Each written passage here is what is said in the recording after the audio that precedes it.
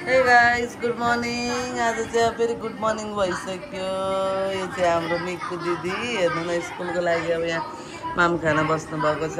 ऊ चाहिँ हाम्रो सास माम खाँदैछ अब स्कुल। हेलो, यहाँ चाहिँ हेर्नु मेरो भाइ आएको छ बर्थडे भन्नलाई। आज चाहिँ मेरो बर्थडे हो। कसको बर्थडे आज हो?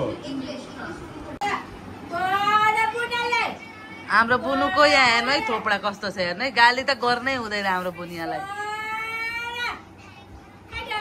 हेर्नु त्यहाँ हेर्नु।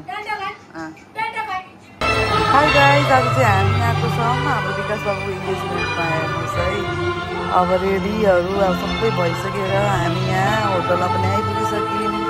अनि यहाँ चाहिँ छ सबै इन्गेजमेन्टको तयारी भइरहेको छ। यो चाहिँ केटीपार्टीबाट भनेको अर्को साइडको केटापार्टीबाट हो। अनि हेर्नुहोस् यहाँ हामी आएर बसिसकेको छौँ सबैजना गफमा मस्त छौँ, स्न्याक्स खाँदैछौँ। हेर्नु एकदम रमाइलो भइरहेको छ। इन्गेजमेन्टमा त आयौँ है, तर यो रातिको इन्गेजमेन्ट एकदम झ्याउ लाग्यो हामीलाई चाहिँ। हाम्रो बानी छैन यो राति कस्तो अल्छी लागेको। कति दिनको कार्यक्रम सुरु भयो, बल्ल बेहुलीको एन्ट्री भयो। त्यो पनि कति दिनको कार्यक्रम के हो हाम्रो त कोही इन्गेजमेन्ट पनि हेर्नु पाएन।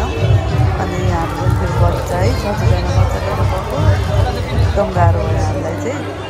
कति राम्रो बेहुली हो, आफ्नो बाबासँग आएको छ। कस्तो राम्रो एन्ट्री दिएको, हेर्दै एकदम इमोसनल मोमेन्ट। अनि कस्तो राम्रो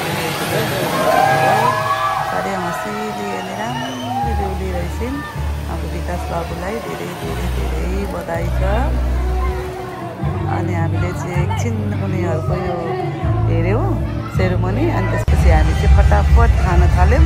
लगभग 12 बजिसकेको थियो। हाम्रो यो खाना खाँदा ओर्दा छोराछोरी पनि एकदम भोकले आँटिसकेको थियो। अनि हामीले चाहिँ फटाफट खाना खायौँ सबैजना बसेर।